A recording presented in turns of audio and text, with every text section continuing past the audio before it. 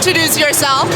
Hi people, my name is Raymond Egbo, owner of Egbo Collections. I'm a jewelry designer based out of New York, Nigerian descent. Queens get the money. Yes. Now I have some questions about being Nigerian, but we're going to keep that for another day. Now my question to you is, how has it been being a designer in New York?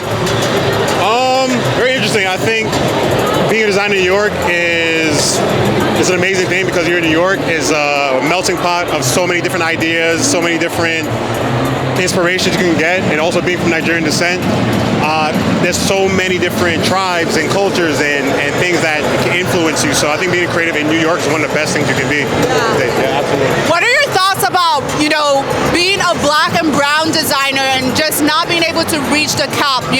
When you think about fashion designers, you always think about like Gucci and, Louis Vuitton, those big brands that have been able to reach that level. But what do you think about black and brown people that have yet to be able to reach that level? What are we doing as black and brown people not to propel these designers? I don't think it has to do with us per se. I think it has to do with the external factors that put these names like Gucci, Louis out there. Like these are all heritage brands, and these heritage brands and fashion houses have kind of created their lineage through establishing themselves in society.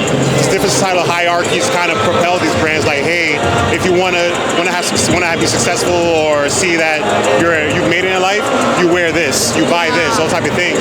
When we have the creative pool, like we have the talent, I think it's just that our culture or us as black and brown people, it's not seen in that same light.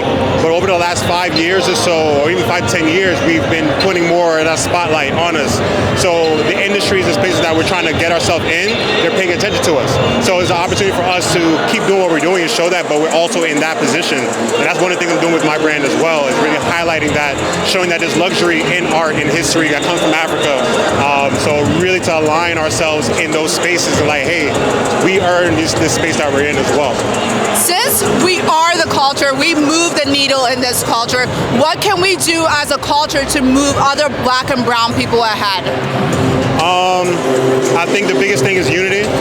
The biggest thing is, seeing a brother, seeing a sister who was actually really putting in the work in and giving them the opportunity, like giving them flowers, opening the doors for them, extending our olive branch. I think that many of us, we reach a point and then it's like, all right, I made it here amongst these other peers that may not look like us, but there are people who are just as talented or who deserve the shot too that we kind of turn our backs on. I think it's very important that we continue to move as a unit, to take care of one another. And if you know somebody who is in any venue, like, oh, you're a designer, you need somebody who does photography, videography, are we calling on that person from a certain area, a certain, background, or are we calling our brothers and sisters that, hey, you're good enough, work with me in doing this, and we move together as one. I think we do that continuously, it's definitely going to get us to the point we need to be. Thank you so much for your time. Thank you.